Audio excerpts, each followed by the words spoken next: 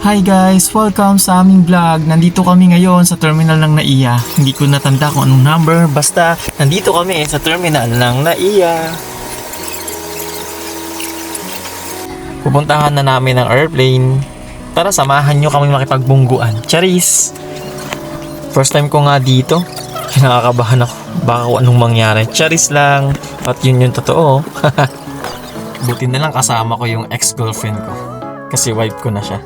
Ay, ang ganda talaga ng vibe ko. O siya, malapit namin makapasok. Super nervous.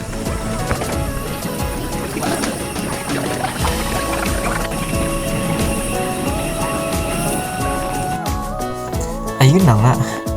Hindi ko na na-videohan yung loob ng airplane. Na-excite kasi ako mag-video dito sa bintana eh. Papunta nga pala kami sa Tacloban. Hatid namin yung isa sa mga mama namin. Gusto niyo malaman yung pangalan? Secret. Ang ganda pala dito sa ibabaw ng mga ulap. Hindi naman pala nakakaba, kundi nakakatuwa. Kilala niyo ba kung sino lumikha nito? Siyempre ang Diyos.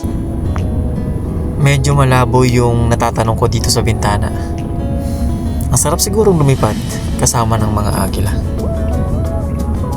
Wow! Natatanaw ko na ang karagatan. Isa lang ang ibig sabihin niyan. Malapit na kami sa babaan. Ang bilis, no?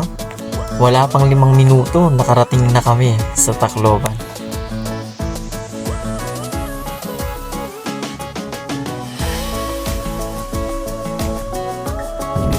Siyempre, joke lang yung 5 minuto. Oras din ang bibilangin from Manila to Tacloban. Hindi na ako kinakabahan. Naiisip ko lang yung pagbalik namin sa Manila. Hindi pa nga ako nakakababa. Naiisip ko na ang pagbalik.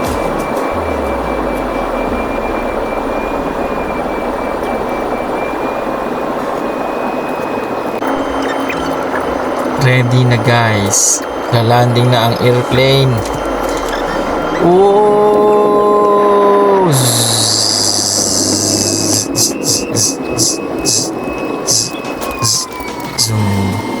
Ayun, success guys ang paglanding. Waiting sa paghinto. OG. Merong mga usok. Yan na guys, pababa na kami. Bye bye. See you sa next Tacloban adventure.